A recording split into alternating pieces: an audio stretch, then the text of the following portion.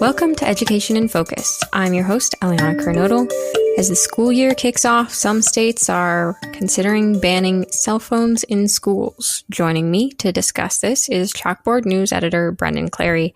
Brendan, Arizona and Montana are two places that are talking about this. What are they considering? Basically, what they're considering is how do we get rid of cell phones in the classroom? And so in Arizona, the superintendent of public instruction, Tom Horn, is basically saying that students need to not have any cell phones at all in the classroom. And, that's coming from the leader of superintendent of public instruction there. And, in Arizona, they had like a bill that was vetoed that would talk about this. But essentially, when you have somebody from the top saying schools need to do this, that's essentially what we have in Montana too. Like, it's not like a hard bill of like, this is what you will do. It's more of like the governor, Greg Gianforte there in Montana saying, we need to be focused on learning, and cell phones are distracting students and disrupting the learning environment. And so we need to get rid of them wherever possible, essentially having no cell phones, like having policies where there are no cell phones. And so that was a letter to, school superintendents and school board trustees there in Montana.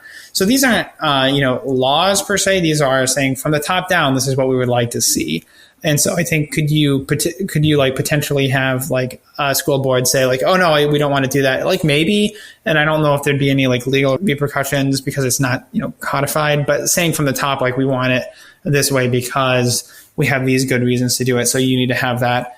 I do think that like here's a lot of force, from the superintendent in Arizona, from the governor in Montana, that does have a lot of force. We have seen instances where, school districts like in, Oklahoma, and I think also in Arizona have defied the superintendent. And, so like, if they didn't do it, I don't know exactly what would happen. But essentially, there's been kind of a, groundswell of like support in recent years. And like really the last year, I would say, of states and, school districts saying like, we're going to have even large school districts like New York City and Los Angeles Unified, I believe, saying like, okay, we don't want to have cell phones in our school districts. Chicago Public Schools, I think, is doing a similar thing. I could be wrong about that, but essentially, saying we don't want to have cell phones in schools. We want to have cell phone free policies so that kids are not distracted until they can learn. Well, and isn't there some data behind that too of like a large majority of teachers say that it's a big concern? Yeah, I think so. That, and I'm not sure exactly, what those points are, but I think that we've seen like a lot of teachers saying like, I can't get kids off of their phones. I can't get them to, engage with the schoolwork. And essentially too, if you have these policies that are sort of like, you can have your phone, but like don't take it out in class. Like who's left implementing those policies? Like who's left trying to enforce those policies? And it's the teachers saying like, you can't have that out. And like a kid's like, what are you going to do? Right. And then it kind of gets into like a very conflict. And then you have 30 kids in class and they're all saying, what are you going to do? Like how do you keep order that way? So if it's like a school wide or like a statewide, like you will not have your phone in here, like it's against the policies, against state law.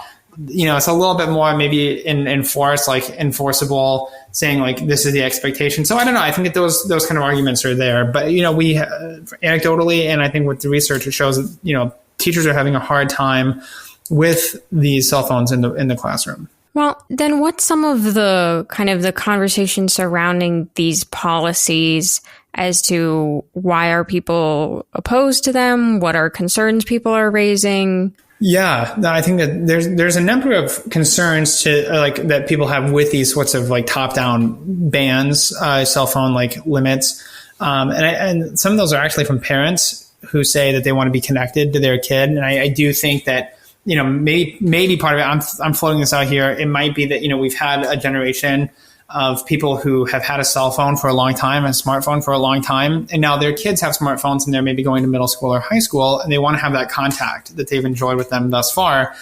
And so now you're hearing from like a school district or from state officials, hey, we're not going to have that, and you're not going to be able to reach your kid about something that's going on after school. Like that doesn't feel good, right? So I think that parents have generally pulled pretty hesitantly toward this. When we covered this at Chalkboard, a few weeks ago, actually, that parents have pretty high disapproval rates of these kinds of cell phone bans because they want to be able to reach their kids, and that they do like to have that kind of contact.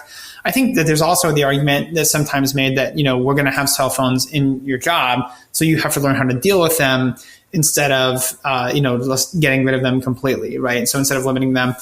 And I think that you could kind of argue back and say, well, like, these are kids. Like, when you're an adult, you can make your own decisions, but these are kids, and maybe they're not fully able to make their own kinds of decisions, especially with, if you think that social media is addictive and maybe manipulates the brain or kind of, does some of these things that are maybe even like chemically sort of akin to addiction, or that your cell phone is sort of like wired into that, then wouldn't it be better to remove those kinds of problems from the classroom?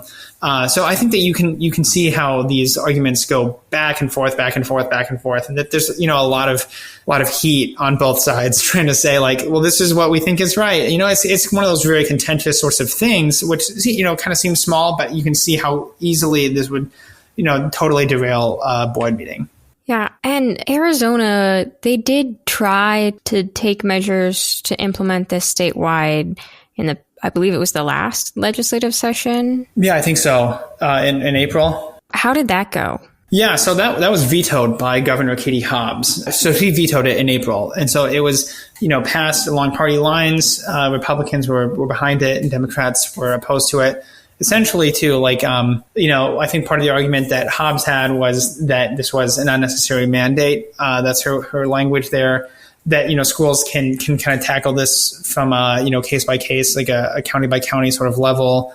I think, too, there is an argument, again, the critics of these sorts of statewide or, large blanket bans on cell phones have is that, parents want to be able to contact their kids, and shouldn't they be able to do that? So I think you can have, it doesn't necessarily need to be partisan.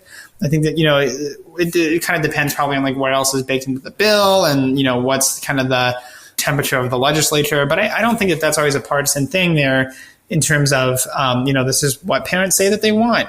But then there's the research about here's what teachers say. And then also, what are the effects on students? So, the Montana governor is citing this is how it affects student performance. And so I think that there's a lot of different kinds of research. There's a lot of different kinds of arguments. It's not that anything is wrong. I think it's just kind of it might be try and see and do that. And then also implementation is difficult, right? It's hard to have these kinds of top level things and then put them into practice and make sure that they're being implemented and followed every day. Because I think that can be difficult too. Well, Brendan, thank you for your insights on this story. Listeners can keep up with this story and more at chalkboardnews.com.